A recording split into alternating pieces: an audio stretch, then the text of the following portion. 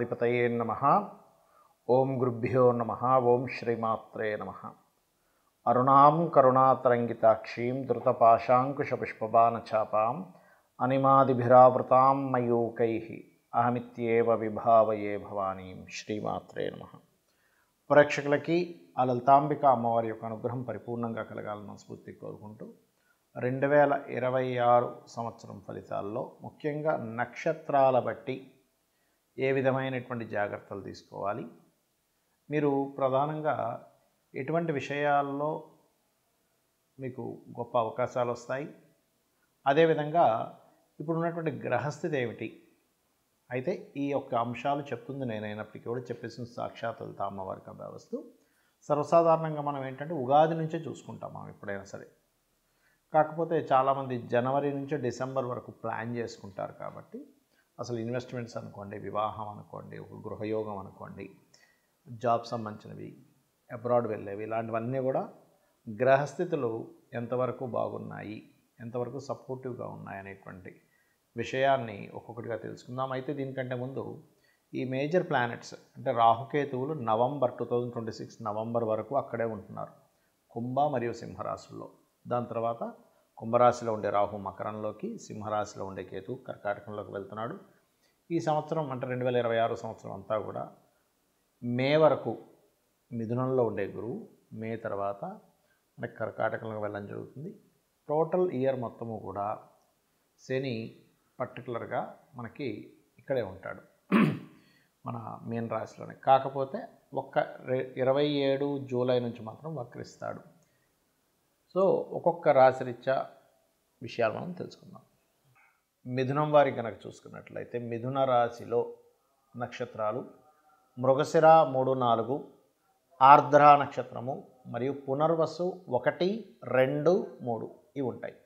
మృగశిర వారికి పర్టికులర్గా ఏంటంటే ఇప్పుడున్నటువంటి గ్రహస్థితి రీత్యా సహజంగా మీరు స్కందుని ఆరాధన చేసుకోవడం మంచిది. మృగశిర వాళ్ళ ఆర్ద్ర వాళ్ళు ఆ రుద్రుణ్ణి లేదా దుర్గాదేవిని ఉదయం నిద్రలేచిన వెంటనే ధ్యానం చేసుకోవడం, ఒక్క 10 నిమిషాలు, ఎక్కువసేపు అక్కర్లేదు. ఓం ధుమ్ దుర్గాయ నమః అని చేసుకోండి. అలాగే పునర్వసు నక్షత్రం వారు మీ గురువుల్ని కానీ లేకపోతే జయ గురుదత్త, శ్రీ గురుదత్త కానీ చేసుకోవచ్చు. దీని ద్వారా ఏమవుతుందంటే ఉదయం నిద్రలేచిన వెంటనే చేయడం వల్ల ఆ రోజంతా కూడా మీరు తీసుకునే డెసిషన్స్ కావచ్చు ఏవైనా సరే బ్రహ్మాండంగా ఉంటాయి. ఇక మీకు ప్రస్తుతం ఏంటంటే లగ్నంలో గురువు ఉన్నాడు.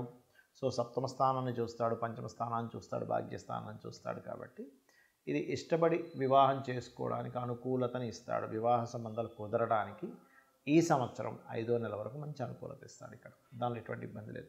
మరి దాని తర్వాత నెక్స్ట్ కర్కాటకంలోకి వెళ్తున్నాడు కదా అంటే ఇక్కడ కొంచెం మీరు ఏదైనా ప్రాపర్టీస్ కొనుగోలు చేసే యోగము, ధనయోగాన్ని పెంచుతూ, కాకపోతే శని రాహు ఎనర్జీస్తో గురువు ఉన్నాడు కాబట్టి మీరు ఎవరికైనా ధనం ఇచ్చేటప్పుడు తీసుకునేటప్పుడు అందులో ముఖ్యంగా తల్లిగారి తరపు బంధువర్గంతో మీరు ఏదైనా మనీ మ్యాటర్స్ డీల్ చేసేటప్పుడు కాస్త జాగ్రత్త ఉండండి.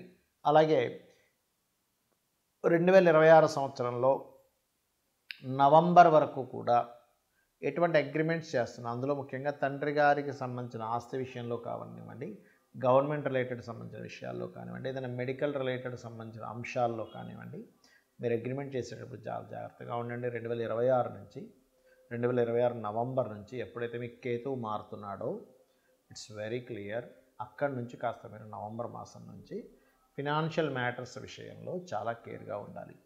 ఇక ఈ గురువు ఉండి కేతు వచ్చినప్పుడు ఏమవుద్దంటే ఇది ఆధ్యాత్మిక రంగాలు లేనట్లయితే స్పిరిచువల్ రిలేటెడ్ అంటే పూజా సామాగ్రి స్టోర్స్ ఉండేటువంటి వాళ్ళకి పెద్ద ఎఫెక్ట్ ఏమి ఉండదు. ఇంకా బాగుంటుంది చెప్పాలంటే. ఎప్పుడు కూడా ఒక ప్లానెట్ ఆ ప్లానెట్ యొక్క కారకత్వంతో అది ఇచ్చే రిజల్ట్ పాజిటివ్గానే ఇస్తుంది, ఇది గుర్తుపెట్టుకోండి. అలాగే ఇక్కడ దశమ స్థానంలో శని ఉన్నందుకు కాస్త ఈ సంవత్సరం మీకు వర్క్ లోడ్ ఎక్కువగా ఉంటుంది.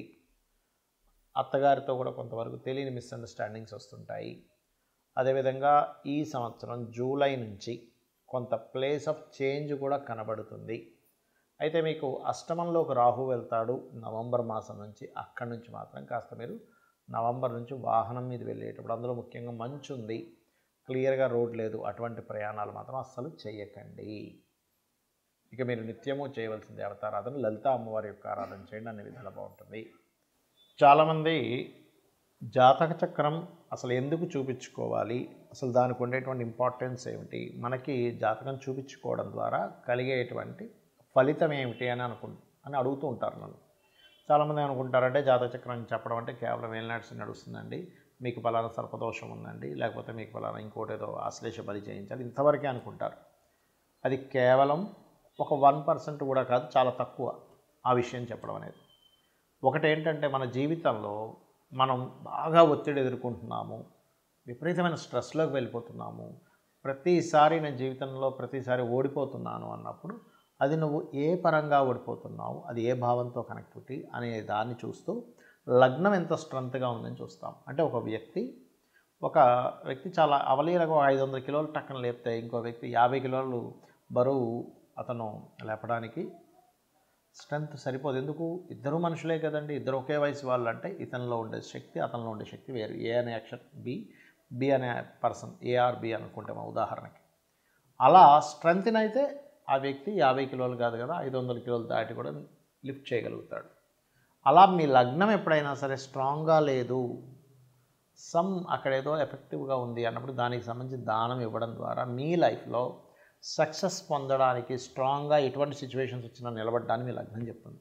అదేవిధంగా ప్రతి భావము ఉంటుంది. ఇప్పుడు చాలామంది చూడండి, నేను ఫలానా వ్యాపారం చేశాను, నేను ఫలానా ట్రై చేశాను లైఫ్లో, కానీ నేను ఫెయిల్యూర్ అయిపోయాను, ధనం రాలేదు, ఉన్ని డబ్బులు పోయాయి అంటారు. ఇక్కడ ఏంటంటే మీరు ఒక వ్యాపారం చేసేటప్పుడు ఇన్వెస్ట్మెంట్ పర్ఫెక్ట్ టైంలో చేస్తున్నారా లేదా, మీకు అసలు ఎందులో ధనయోగం ఉంది అనే దాన్ని చాలా స్పష్టంగా మనకి జ్యోతిష్ శాస్త్రం చెప్తుంది. అంతేగాని ఏదో ఇది అవ్వచ్చు, ఇది చేసి ట్రై చేయండి అనేటువంటిది ఉండదు. ఇక కొంతమందికి వాళ్ళకి లేదన్నా సరే మేము చేస్తాం సార్ అంటే ట్రై చేయండి అంటాం. కానీ ఉండే విషయం ఏంటంటే వెరీ స్పెసిఫిక్గా ఉంటుంది.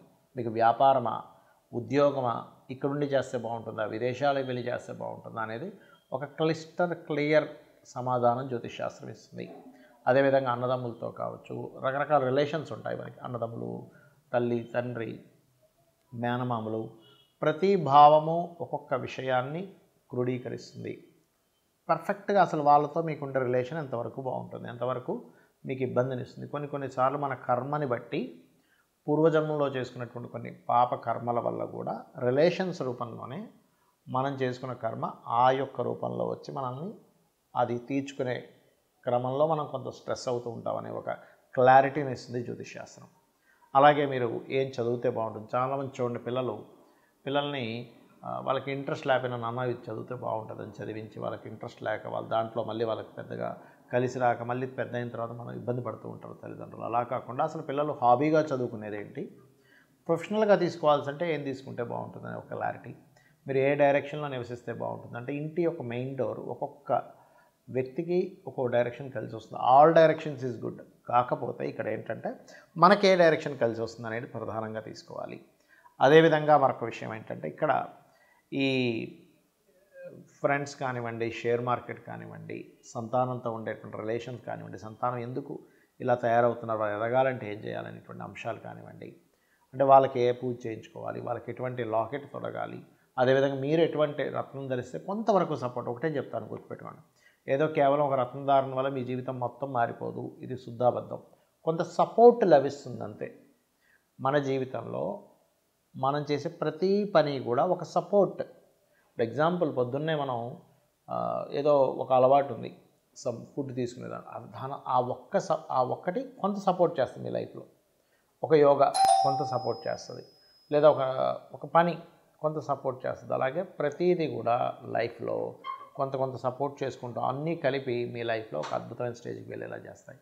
అదేవిధంగా వివాహ జీవిత భాగస్వామి ఎలా వస్తారు, ఎలాంటి వ్యక్తులతో మీకు వివాహం అవుతుంది, అసలు మీ వివాహ జీవితం ఎలా ఉంటుంది, ఎట్ ఎ సేమ్ టైం మీ యొక్క జన్మజాతకంలో మీరు వృత్తి వ్యాపార సంబంధించిన విషయంలో ఎప్పుడు అప్ అండ్ డౌన్స్ ఉన్నాయి, ఎప్పుడు ఇన్వెస్ట్మెంట్ చేయొచ్చు, ఎప్పుడు ఇన్వెస్ట్మెంట్స్ చేయకూడదు, ఇలాంటి అనేకమైనటువంటి అంశాలు. అదేవిధంగా మీరు నిత్యము ఏ దేవతారాధన చేస్తే బాగుంటుంది.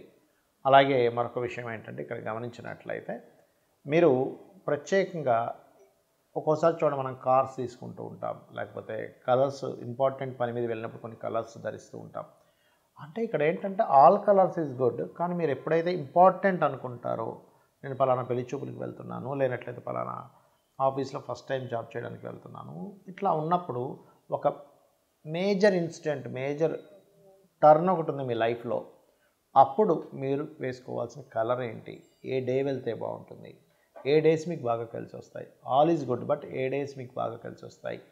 ప్రతిరోజు మంచి రోజే మన జ్యోతిషాస్త్రరీత్యా. కాకపోతే మీకు ఏది కలిసి వస్తుందని తెలుసుకోవడమే జ్యోతిషాస్త్రం. ఈ రకంగా అనేకమైనటువంటి అంశాలు, ఎటువంటి హెల్త్ ఇష్యూస్ వస్తాయని కూడా ఉంటుందండి. సో ఆ హెల్త్ ఇష్యూస్ మీరు అవాయిడ్ చేయాలంటే ఏం చేయాలి, ఏ దేవత ఆరాధన చేసుకుంటే రుణరోగ శత్రువు నుంచి బయటపడతారు, ఇలాంటి అంశాలన్నీ కూడా జ్యోతిషాస్త్రంలో ఉంటాయి. కాకపోతే దీనికి మీకు ఏంటంటే పర్ఫెక్ట్ టైం, పర్ఫెక్ట్ అంటే మీరు ఏ రోజు పుట్టారు, ఏ ఏ సంవత్సరం ఏ నెలలో పుట్టారు, కరెక్ట్ టైం ఉండాలి. సో ఇవన్నీ లేవు, నాకు ఏమీ తెలీదు అసలు అని అనుకుంటే ఒకటే చెప్తాను, నిజాయితీగా మీ ధర్మాన్ని మీరు పాటిస్తూ అమ్మవారిని నిత్యము ధ్యానిస్తూ ఉండండి. అమ్మవారిని చూసుకుంటుంది. శ్రీమాత్రే నమః.